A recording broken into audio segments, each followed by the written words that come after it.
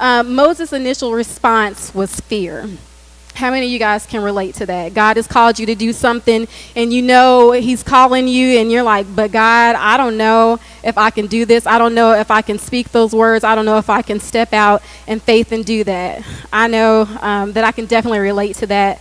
I'll kind of start from the beginning. As a kid, I'm by nature, I'm very introverted. But as a young kid, I was even more shy, like to the point to where like if I was in school, I wouldn't talk or wouldn't say anything. My parents even had to come up to the school and talk to my teachers about like me just not talking in school. And all the while, my parents have always told me, Tish, you're a leader. You're a leader.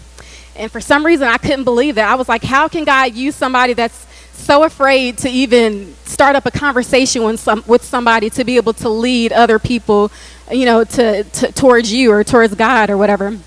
So as I grew older, I still dealt with that kind of stuff. But in my teenage years, I gave my life back to the Lord. And through that, he put me in a lot of positions where I was able to grow in that leadership. And when I was 15 years old, I started having dreams of me speaking in front of people and singing in front of people. And I thought, well, God, that's really nice. But once again, that's not part of me. How can I do this? And he said that he was going to allow me to be able to do those things. So when I went to college, I knew that God was calling me to counseling. I'd seen many people from broken homes. I've seen kids or girls that were my peers that were getting pregnant at an early age. And then even in my own family, I saw a lot of divorce. And it broke my heart. And I knew, God, I have to do that. I have to be able to bring wholeness to people, to heal people through your word. But I allowed a lot of influencers in my life to kind of sway me the other way. And so I ended up changing my major. And even in my thoughts, I thought, well, maybe I can't do this. Maybe I can't speak to people that are hurting and help them, you know, become whole. And so I looked at fear, and I looked at it from two perspectives. I looked at it from a physical perspective and then from a spiritual perspective. And I'm sure you guys have probably dealt with some of the physical ones. I'll just share them. One of them, you know, you feel sick in your stomach when you're fearing something. When God's calling you to do something, you're like, oh God, I don't know if I can do that. You know, you sweat, you get that rapid heartbeat. But the one thing that got me the most was weakness. And weakness, under it said, weakness is sometimes a fear response causing your body to be unable to move or to move only with wobbly knees. This is because of the fright response, which causes your body to want to play dead in an effort to make it unappetizing to a predator. Weakness will usually occur after flight and fight responses are in place and your body has perceived them not to be working. And I thought, wow, fear can cause your mind and your body to totally shut down. And what happens when we do that? We allow the enemy to come in and just wreak havoc over our lives and hinder us from doing what God has truly called us to do. And I know I don't want that to happen. I want God to move in my life. So then I looked at it from a spiritual perspective, and a spiritual perspective, and sorry, y'all. It says, number one, fear stifles your thoughts and your actions. And I thought about myself, and I thought about even Moses in this moment. You know, he was saying, God, I can't do this. God, I'm not able to speak. God, send somebody else, you know. And I felt, you know, I was doing the exact same thing that Moses was doing. God, I know you called me to counseling. God, I know you called us here to Hawaii, and you called me to be a part of this huge ministry to love on people. But I was like, God, I don't even know if I can do it. Are you sure that I'm supposed to be here? And I was allowing the enemy to begin to bring fear in my life. The second thing that I noticed was that it steals your peace and your contentment. And Moses said, oh Lord, please send someone else. He was afraid. He doubted. He was afraid of that rejection, that people thought he was going to be lying. You know, they had been there for 400 years. You know, why should they believe anything that I say? And I think about myself in that moment. You know, after not doing my major of counseling, I spent tons of years thinking like, God, why didn't I just take that step of faith? Why didn't I this? And you kind of go through this moment of like a little depression, and it was the enemy. He was stealing my contentment. He was stealing my joy, and I was like, God, I gotta get out of this. And so I looked at number 3, and number 3 says that it hinders one from fulfilling God's plan. And God said, you shall speak to him and put words in his mouth, and I will be your mouth, and with his mouth I will teach you both what to do. And I thought, in the text originally, God had just Moses doing this job. Because of his fear, he ended up having to have that help from his brother Aaron to fulfill something that God had told him that he was supposed to do. So, I identify with these fears. And what I learned from all this is when we fear the unknown and when we fail to put into action what God has told us to do, we're actually telling God that we don't trust him. And that hit really hard for me because I do want to trust him. I know that he's equipped me to do what he's called me to do. And so, I think about myself and I think about Moses, and I thought, how do we get over these fears and these insecurities? And so it's by faith, right? All right. So let's talk about faith. Number 1, faith causes us to dream again. Number 2, faith causes us to rely on him. Number 3, faith causes us to have joy. And 4, faith causes us to be victorious. And so I thought about all of these things that faith causes. And, about 2 years ago, I said, God, I really want to fulfill the purpose, the plan that you have for my life. I really want to put this into motion. And so, I felt like God was really giving me the green light to kind of say, all right, let's try this again. So I filled out all the paperwork to go back to school. And I said, all right, God, I took my step, just like you said, Pastor Shannon. I took my step. And when I did, I got accepted back into school. And not only that, he allowed me to be able to go to school for free. So all school paid for, all the books, everything. And it just reminded me that when you rely on him, when you walk in that faith, he's always going to take care of you. And then it gives you joy. I know right now I'm not, counseling or anything like that. I'm just going to school. But just even coming here and Pastor Shannon and Pastor Josh believing that this is really the avenue that God has called me to. They have allowed me to be in this leadership position and just to flow in that. And it's given me a whole lot of joy because I've been able to meet all of you guys. I've been able to start building relationships with you guys. And even the people that are walking through these doors that don't know God, that are hurting, that are broken, I know that I can be a tool, an avenue to love on them and to be a blessing and to help make them whole again, in God. And so it's been amazing journey, even in these last 3 months. And because of that, we can be victorious. Like I said, I know I'm not quite there yet, but I know that I will be soon. And when I think about that, I think about the challenge that I want to give to all of you guys, and that is to faith it till you make it. Faith it till you make it. Don't make any excuses as to why you can't fulfill the purpose that God has called you to do. All you need to do is have faith and put that faith into action and let him do the rest. I want to be able to say at the end of all this that I have fought the good fight, I have finished the race, and I have kept the faith. Amen. Amen. All right, so I am going to head this off to my wonderful husband. He is going to be talking something similar along with faith, but we're dealing with circumstances. So I invite my husband, Minister Demetric, up.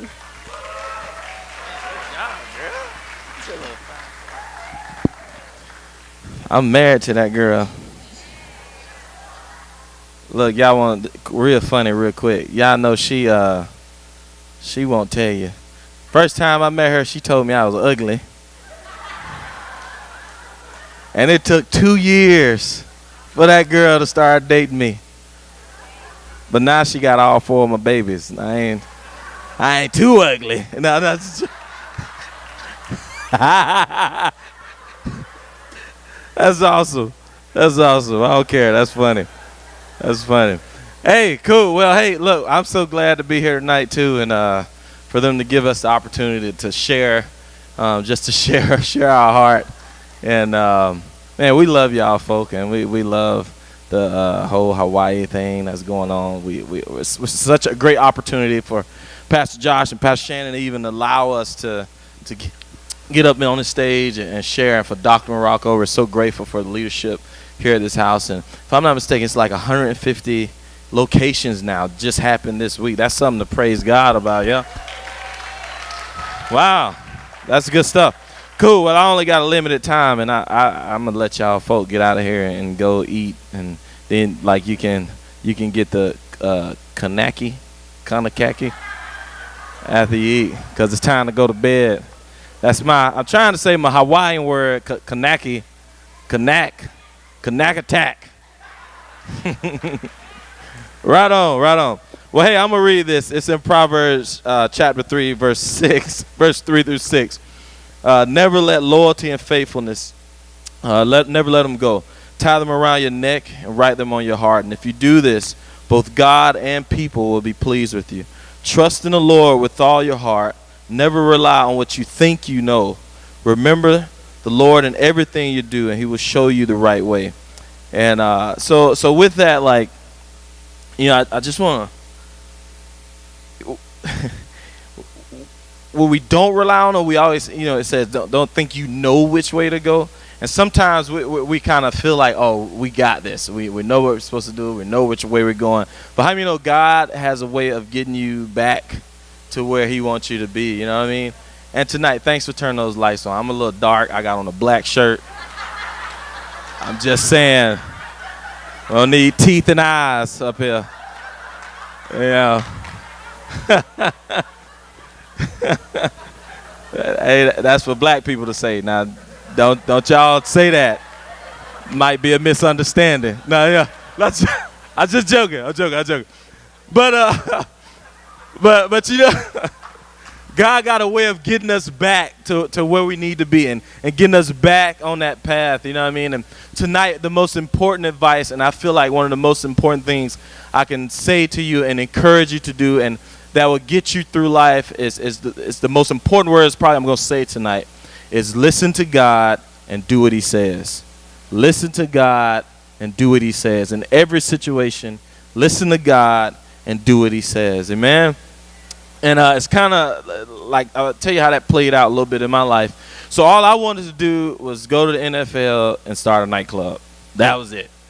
Be rich, be a millionaire, and start a nightclub. That's all I wanted to do. You know, I kind of came out of poverty. Like, I'm like, some of y'all could, like, when you pull your cereal and the little roach jump out and be like, bro, what you doing? You know what I mean? Like, that kind of part, you know what I mean? And so all I want to do is play football and be a millionaire and start my nightclub, because that was the life. That's what I saw when I was younger, all the nightclubs. And it's like, man, I want that life. I want the millionaire life. And so I went to college, and then in college started playing ball there. And this guy named Dr. Cho from South Korea came, and he kind of spoke, and he was like, hey, this is what I want you to do, bro. Well, he didn't say bro. This is Demetric's translation. Okay, so he's like, this is what I want you to do. I want you to go back to your room tonight, and I want you to pray, and God's going to show you what he wants you to do. And in my mind, I'm like, bro, I already know what he wants me to do. He wants me to be a millionaire and start a nightclub. I could make it a Christian nightclub now, but you know what I mean? Like, I clean it up, you know what I mean?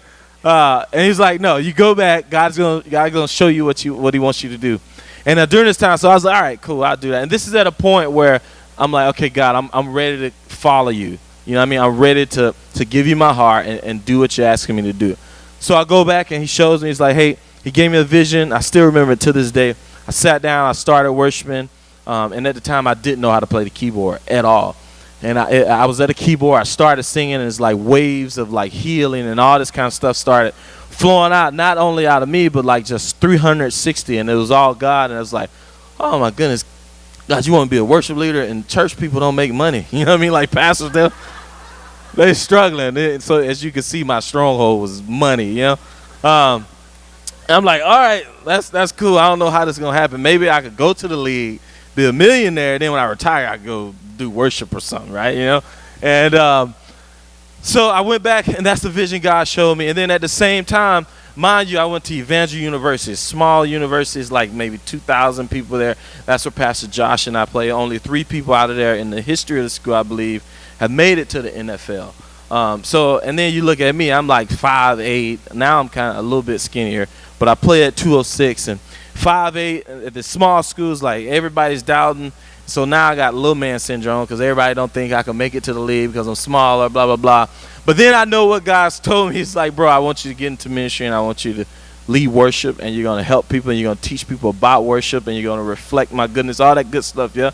But I'm like, God, ain't no money in that, you know what I mean? So this is kind of like a Jonah story. So I'm like, God, all right, this is what's going to happen. I'll do it. So that year I trained really hard my senior year and broke a bunch of records at the school and all this great stuff. And then I started getting NFL scouts. And then NFL scouts started coming. And this is not, likely at the school I'm at, And so I get in there, and then all of a sudden I get with the Bengals and work out with the Bengals, and then I hear this thing in my voice. You're going to lead worship, and healing's going to flow through it, and you're going to teach people how to lead worship. That's what I'm calling you to. And I'm like, yeah, I hear what you're saying, but make these millions. And then I could help your church. And then I could pay, I may be able to pay for a cure. You know what I mean? Like, just let me go make this money, And I bucked it so bad. And come to find out, like, during the workout with them, I'm competing for the last spot with the Cincinnati Bengals, and then I blow my shoulder out.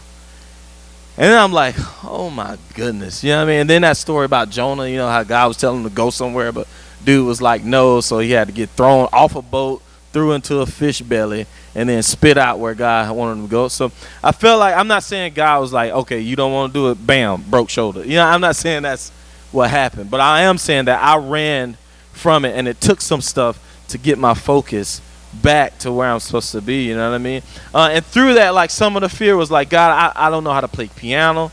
I don't know how to sing, like what they talked about tonight about women, not women, but, people, well, it was women tonight, yeah, but people speaking stuff over you. Like my choir director when I was younger, like in 7th grade, 6th grade, told me I was tone deaf, like, and basically shouldn't sing, so so I didn't sing for years, like, and then all this is flashing through my head, like, God, how am I going to do this? I can barely speak English sometimes. I can barely sing. I can barely play the keyboard, and yet you're telling me this is a position that you're going to put me in. I was like, I don't understand it. And at the same time, we get fearful of it, you know what I mean? And then we cover it with stuff that's artificial, you know what I mean? We cover it with stuff that we're struggling with. And then you think about this story, like with it. It's in Matthew. I think it's like Matthew 14, where Jesus just got through feeding a bunch of hungry folk. And then after that, he told his disciples, hey, get in the boat. I'll holler at you in a minute. I'm going to go up to the mountain and chill. So Jesus went by himself, hung out for a little bit. And he sent the disciples across the water. And mind you, I'm gonna tie this into like how sometimes we can allow, peripheral things that really don't have power over us, to jack us up and knock us off course. Yeah. So the disciples out there chilling, and then all of a sudden the Bible says, like, around that 4 or 6 o'clock hour, the waves, it's in the morning, start rocking the boat, and Jesus starts coming walking on the water. And sometimes you think, like, was he just kind of just slide across the water. Slide across the water, and then the disciples kind of freak out, like, bro, what is going on? It's a ghost. And then Jesus responds like, bro, chill out, it's me. You know what I mean? Like, everything, it's all good. And then Peter, the bold one, was just like, dude, if it's you, let me come out to you. You know what I mean? And how many of us in that position, we fleece God? God, if I'm supposed to do this, God, if I'm supposed to go to this direction, if I'm supposed to make this business deal, if I'm supposed to make this decision, God, if I'm supposed to go here, if I'm supposed to do that, I need you to let me know. And Peter made that. He did that, and God does what he does. He speaks. And there's no way for us not to know what God is asking us to do. It's impossible almost. It's impossible to be outside of God's will when you're following him and when you're serving him. You know what I mean? Here's another little nugget. The most important thing you ever can do is whatever he told you to do last. Until he tell you to do something else, keep doing what you're doing. So he tells him, hey, yeah, come on out, man. So Peter jump out the boat, bam, and he chilling, right? Like, as a spear fisherman, I'm trying to be a spear fisherman. I wish I could walk on top of water and just shoot some stuff and not have to get in there. Because then you can see them tiger sharks, some little nasty tiger sharks that come up behind you. That's a different story. But, hey, but you know, Peter walks out, and all of a sudden he's talking about the waves. And for a minute, his eyes is on Jesus. His eyes is where he asked God, can I come to you? He asked, hey, God, should I make this business deal? God, should I go to this church? God, should I accept this job? And, you know, God said, yes, you should accept this job, right? And you're on this job, and you're walking through it, you're doing it. And then all of a sudden, you get some turmoil, you know what I mean? Like, you get some, maybe your boss don't like you, or maybe there's some drama on your job, or maybe you want to I don't know, maybe you want to do something happened with your body. And then all of a sudden, you know, you've got clarity to make the decision that you've been asking about. But then all these peripheral circumstances, like with Peter, these waves, they go to, you know, jumping up and scaring him and freaking him out. And now he's punking out. I probably shouldn't say punking out. Lord, forgive me. Okay. So Yeah, I know. We good. So, but he's asked God to do something, and God has given him okay. He's empowered him to do it. You know, he got everything that he needed, and that's faith in Jesus. Yeah. So he jumped out the boat. He's walking on the water, and then all of a sudden, all the peripheral stuff that has no power over him. It's all mental. It's all what we're thinking. And then all of a sudden, he began to sink through it. You know what I mean? And what Jesus like? Jesus like, dude, bro, come on, you little faith, man, come on, bro, I got you. You know what I mean? And then the lesson is that in that, it's the same for us. You know what I mean? Like Tisha and I, like it took faith to come here. We could have stayed where we are. We could have stayed comfortable, so to say. I'm not saying we're not comfortable here or anything like that. We could have stayed where we got established friends, we established job, like we built a great church. Look, we was struggling for a long time to get that church. And I'm like, God, you want to uproot us now and bring us here, blah, blah, blah, blah, blah. But then it's like, you either going to make a choice. You're either going to listen to him and do what he says, or you're not. And then you face the consequences for it. You know what I mean? And sometimes we can always, I'm sorry about these rabbit trails. This is another thing. Sometimes we can chase great moments and miss the great moment that's standing right in front of us. You know what I mean? Especially when you're trying to go after something and you feel like you have a vision and you feel like you have a goal. But how many know goals, they change all the time? Your vision, it changes all the time. You know what I mean? Like, for instance, here's a great example. Vision for my family, okay? Vision for your family. You want to see everybody saved, okay? Everybody saved. What's next? You know, your vision is going to change. It's going to continue to change. Your goals, you want to lose weight. Okay, you got to that target weight. What's next? Next goal, new goal. Yeah. Your purpose is what? To love God and get other people saved. Tell them about him, right? So everything he's calling you to do, no matter what, like there's going to be disappointment. Disappointment can reflect those waves that's popping up, yeah? That's disappointment. That could be the fear or God, you've called me to this, but now I'm out and now I've took my eyes off you and now I'm focusing on this. And will I ever get that vision? Will I ever reach the goal that you're calling me to? Will I ever be that millionaire? When we putting our focus on the wrong thing, yeah? Our focus is, God, look, we're going to do what you've asked us to do. I'm going to love you. I'm going to love people. And I'm going to go after what I feel like you've called me to because I know you're big enough to get me on the right path. I'm going to listen to you. And then as I go, you know, if you got to tap me, just tap me to get me back where I need to be. But I just want to encourage you that don't take your eyes off of what matters. You know what I mean? And I think that's what Peter did. And that's what caused him to sink down low and fall in the water and get all freaked out and get all scared. Because it's like, bro, you jumped out the boat, you walking on water. Who do you know that's walked on water? You know what I mean? There's nobody. So we have the confirmation to do what God has called us to do.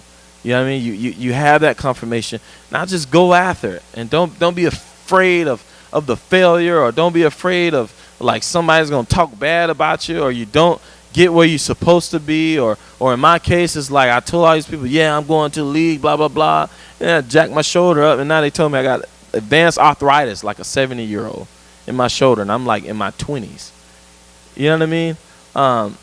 But that ain't stopped me. It's like, all right, God, you got my attention. And then I started focusing on the keyboard, learning how to play the keyboard. And then it's like, all right, God, I see the vision. All right, now I got to start writing. And am I the best writer? No. But I'm keep grinding. I'm going to keep going after what he told me to do. And at the same time, people's lives are going to be changed. Why? Because I'm keeping my eyes on him, staying in my lane, and I'm doing what he's asking me to do. And I don't care about the fear no more. You know what I mean? And I think you got to get to that place in your life, too, where it's like, you know what, God, I'm going to do it. It don't matter. I don't care about the fear. I don't care about the disappointment. I don't care who I may tick off in the process. Yeah, I care about their hearts. I care about their lives. But if they contrary to what you've called me to do, they can either get on or get rolled on. That's kind of sound kind of violent, but it's not like, not roll on them, but, kind of set them aside until they're ready to roll with us. You know what I mean? Okay, that sounds better. Yeah. Little hood came out. No. But oh man, yeah, look, I'm getting nervous. I'm getting cotton mouth. But yeah. So Jesus, I'm gonna get better at this. I promise. Anyway, okay. If you forget everything I've said tonight, the most important thing is to listen to God and do what he says. And the whole listening part is so simple. Sometimes we try to make this whole theology about listening to God, like, get on your knee, one knee, put your neck down, and don't raise it up. Keep your eyes at eye level, and maybe get one finger up, or get in the woods somewhere, or turn on some music, or all this kind. Look, God gonna speak to you in a way that you will understand. You know what I mean? He's gonna do it so don't be fearful of like, God, how am I gonna know what I'm supposed to do? If you're earnestly seeking him and like, God, I'm here, you giving me these talents, I'm gonna roll, I'm gonna do this, I'm gonna do what I feel like you've made me great at and what you've designed me for. And if there's something I'm supposed to do, God, you're gonna have to speak to me and let me know what I'm supposed to do. And he'll do it. Because in essence, in every area that you're in, you should be affecting somebody's life for the kingdom. In every area. So, with that said, if there's some big goals that you do want to go after, I think you should go after them, and don't let the little waves and the little turmoil. If God's called you to do something, if he's called you to go to the Vatican and talk to the Pope and tell him about Jesus, even, hey, you go do that. I don't know how you're going to get in there, but God knows, you know what I mean? So whatever he's told you to do, don't allow your circumstances, don't allow your right now circumstances to dictate what God has told you to do. If he's told you to do something, hey, forsake it all and go after what he's told you to do. And he'll take care of the rest, you know what I mean? So listen to God and do what he says, and everything else will work itself out.